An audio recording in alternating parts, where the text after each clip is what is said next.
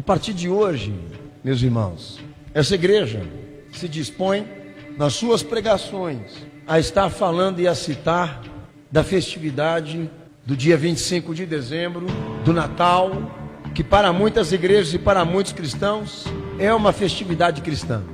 Mas por que a preocupação? Porque nós sabemos que em torno desta movimentação festiva, o propósito do diabo com esta festividade é crucificar, dominar a igreja em cima da materialidade, da obsessão da vaidade. Porque esta festividade, a conclusão dela, o impacto dela na sociedade, só tem um sentido, um objetivo: o consumismo e o materialismo. Já que se trata de uma festividade cristã para o teu conceito, eu desafio você a provar biblicamente que esse teu conceito prevalece. Porque eles têm por conceito que a igreja está querendo privar as pessoas de estarem com suas famílias em confraternização. Mas a questão aqui corresponde a quê? E ao quê? Para aqueles que assumiram uma condição de servir a Cristo com legitimidade de fé e que neste momento sustentam hábitos, costumes e práticas que interferem na comunhão com Cristo. Que sendo a fé o absoluto de Cristo para a nossa vida, o entendimento é que ela não se associa, que ela não cria repartições, que ela não cria comunhão, ligações com nada paralelo. Que a igreja se separe para se santificar e não seja participante de nada daquilo que configura ou originaliza imoralidade ou festividade ou qualquer outro tipo satânico. E nesse momento a igreja não está conseguindo se separar. A apostasia está aí. As igrejas se mundanizaram. A fé está opaca. E os costumes alheios, ímpios, estão sendo adotados, assimilados como princípios de fé. E eu falo uma coisa aqui: o Natal não é diferente. Se ele é uma festividade cristã, então tem que ter uma ordenança, tem que ter um registro, tem que ter uma confirmação bíblica para ser festividade cristã. Para que então a gente assume e diga: por ordenança de Cristo, a igreja tem que celebrar a Cristo nessas condições.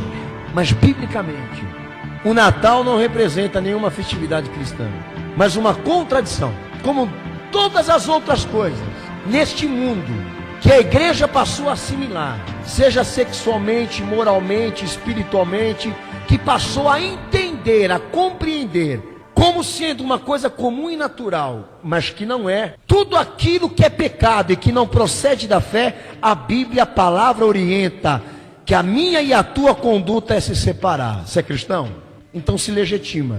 Seja legível naquilo que você executa na tua fé. Não sai por aí dizendo coisas que a palavra de Deus não confirma. Não põe palavras na boca de Deus que Deus não falou. Se há uma festa chamada Natal, então que ela continue, mas que ela seja propriedade do mundo e não da igreja cristã. Porque para ela ser cristã, ela vai ter que enfrentar esse livro de capa preta que está aí na tua mão aí.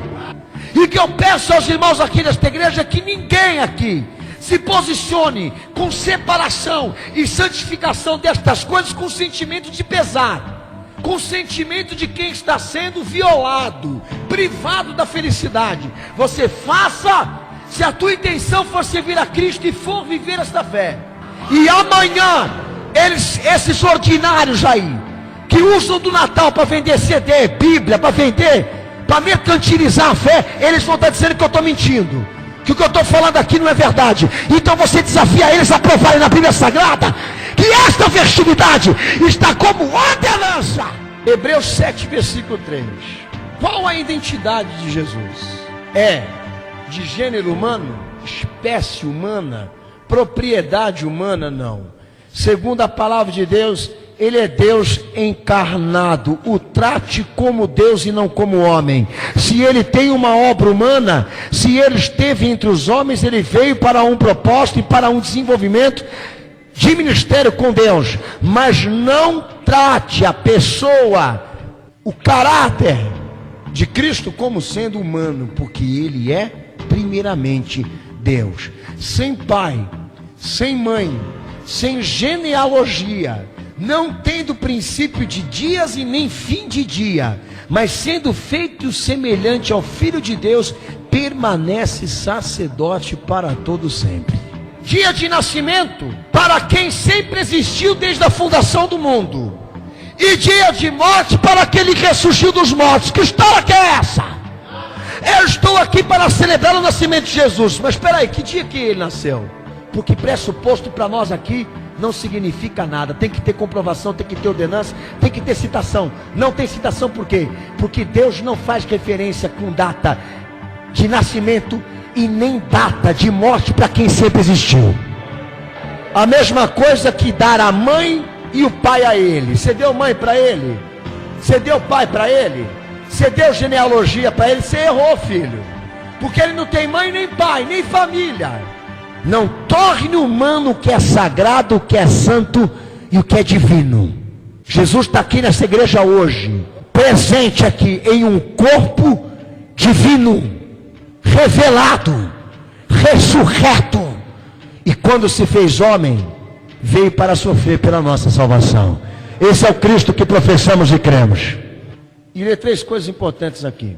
A primeira, que não tem registros nas Sagradas Escrituras de que alguém tenha comemorado esta data nos primeiros séculos da igreja cristã. Isso se comprova. Não existe sequer uma palavra bíblica que forneça elementos para confirmar que foi realizado um grande banquete em comemoração ao aniversário de Jesus Cristo, em toda a Bíblia, no seu contexto, inclusive na igreja primitiva. Muito mais ainda, teríamos uma data expressiva para sabermos quando ele nasceu de verdade. Então essa é a questão. Criar uma data.